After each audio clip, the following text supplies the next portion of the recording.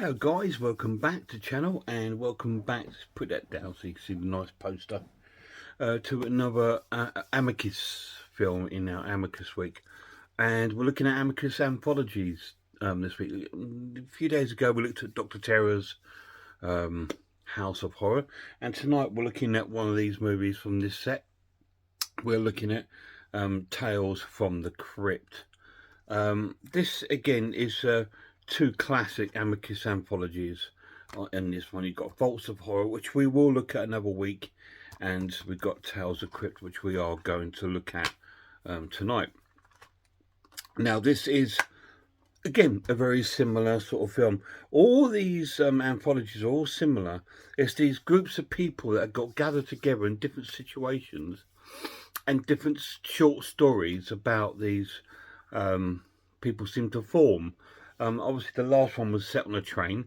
This one is set in a crypt, in the catacombs, where we've got a group of people, including the wonderful Joan Collins, who I forgot how gorgeous she was when she was young, are all on this sort of tour. And they've been told by the guys taking them on tour that the catacombs are dangerous. Do not go wandering off. But this group, for some reason, sort of dilly-dally around and get lost straight away. And they're wandering through these sort of catacombs, not knowing where to go. And then they see this sort of door open to this room and they enter it. And this is a very strange kind of room.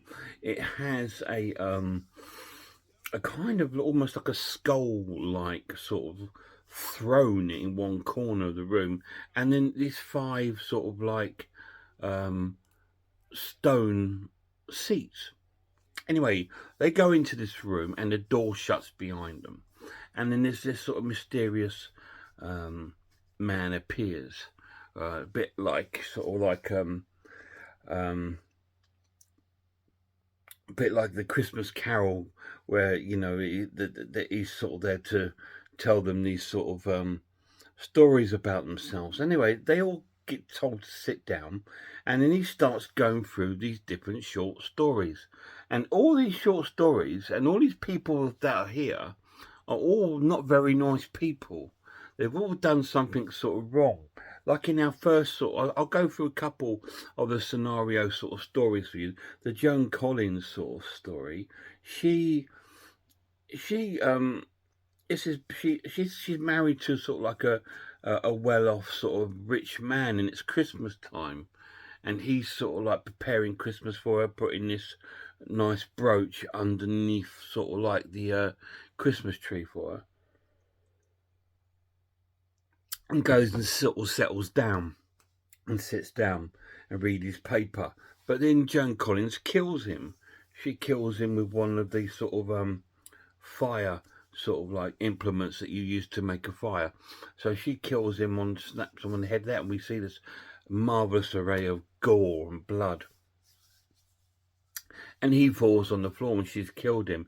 And she's killed him because she wants the insurance, because we see her going into the safe, which is by the stairs, and in there is her sort of like death insurance for her husband.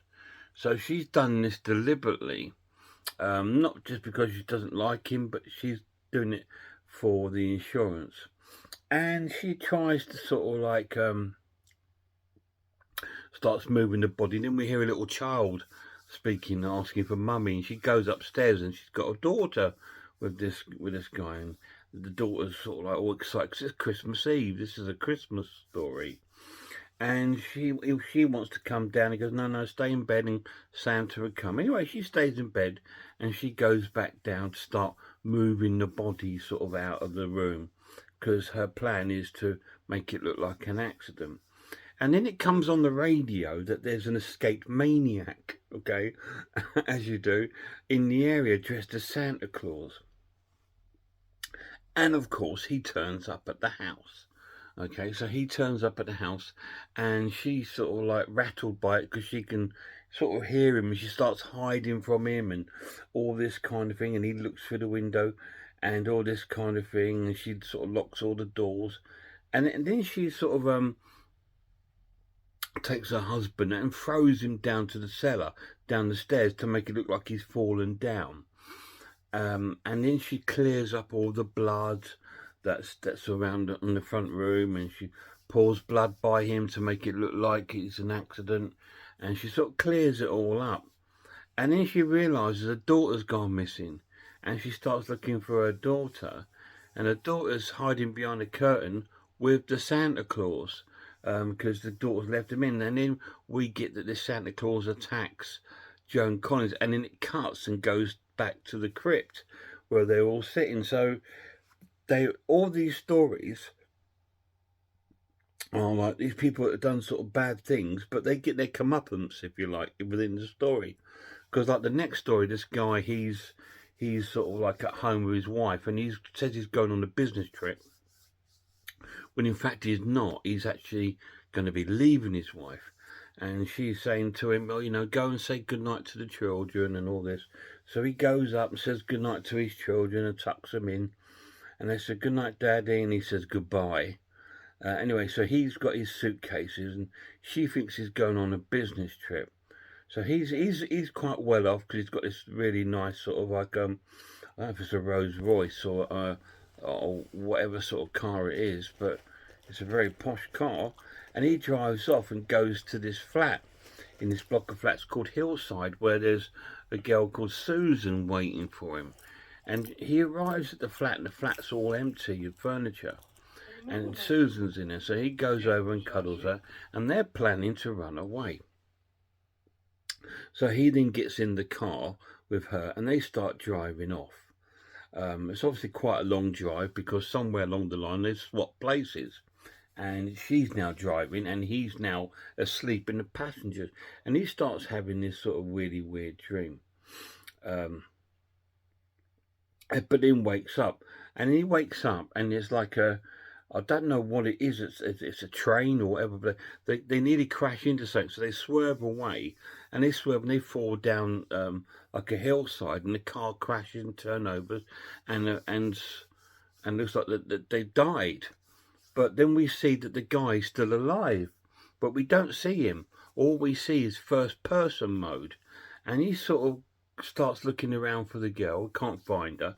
And he walks around, and he comes across an old sort of hobo, and he's scared and runs off.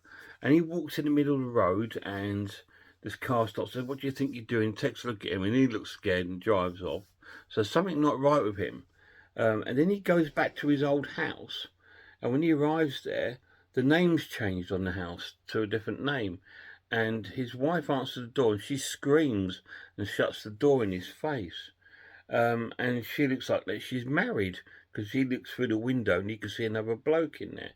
So he goes back to Hillside Flats, where the Susan is, and she's there, she's alive, but she's blind, and all the furniture are back in the place.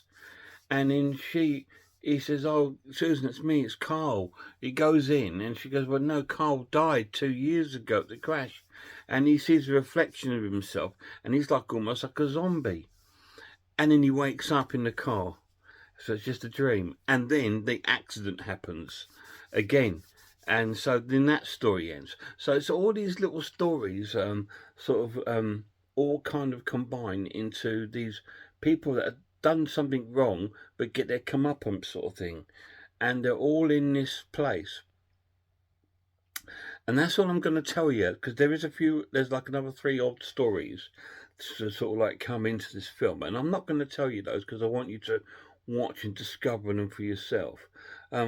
It's another amazing compilation of short stories by Amicus, and that's what I think of Tales of Crypt. It's amazing. It's a really cool film. It's a lot more darker than Dr. Terror's House of Horror. There's more sort of gore and violence in this one compared to that one, which is quite tame on that side, but still amazing on the sort of horror story. Now, this Tales of the Crypt is based on original sort of 1950s sort of comic book.